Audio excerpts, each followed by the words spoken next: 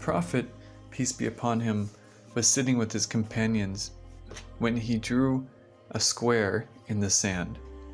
The square represented how the human life is encircled by the inevitable death. And he drew a line from the middle of the square, somewhere in the middle, and extended out past the square. And that line was said to represent the hope of the human, the expectations of the human. And notice how it goes past the square, even though the square represents death, projects the hopes and expectations, and doesn't probably even think about death, and continues to expect more, and to fulfill more, and to achieve more, right up until death, right up until that time when they leave this world and they're thinking about what else they're going to do. There's hope that there's going to be more, whether it's more wealth or more fame or more status or more recognition for something, or more thoughts, more plans, more ideas.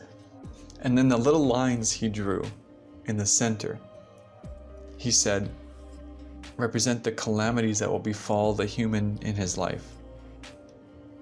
And if the first one doesn't get him, the second one will. And if the second one doesn't take him, the third one will overtake him. But these calamities are all there. And there's something universal about what he drew.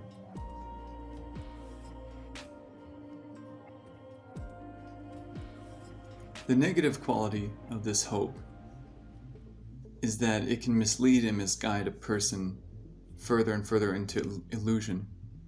And yet, the good thing is that if this person is on the straight path, this powerful element of hope can help him remain in God throughout every calamity.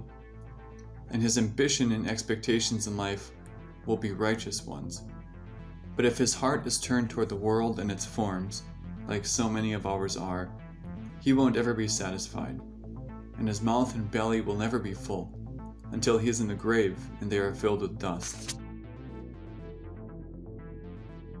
Throughout my time, I've often heard people who have either been in the hospital and been sick but recovered, or been in a close call, or knew somebody who had a close call and had a scare on their life.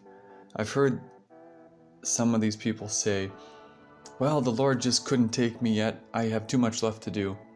Or the Lord couldn't take so-and-so, he just had too much left to do, he's got too much left to accomplish. And that statement always felt hollow to me, and it would make me cringe, because I would think, whose time are we on?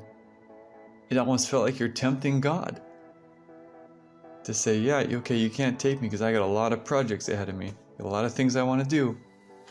But isn't it arrogant to think that God cares about our plans that we've laid out for ourselves?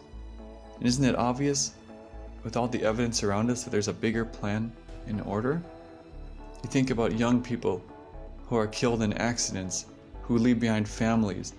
Don't they have so much that they want to accomplish? So many things that they need to do? Or even old professors or people in institutions who have plans to publish knowledge and disseminate wisdom and knowledge, and sometimes their lives are cut short before they can do that, before they can publish their book, before they can put that capstone on their life. It's cut short.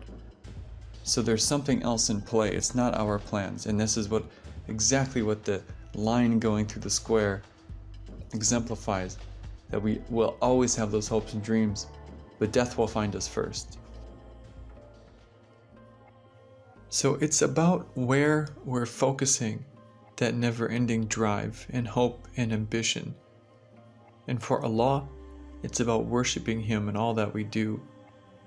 As the Prophet, peace be upon him, said, remembrance of God is the greatest act in a life filled with turmoil and longing.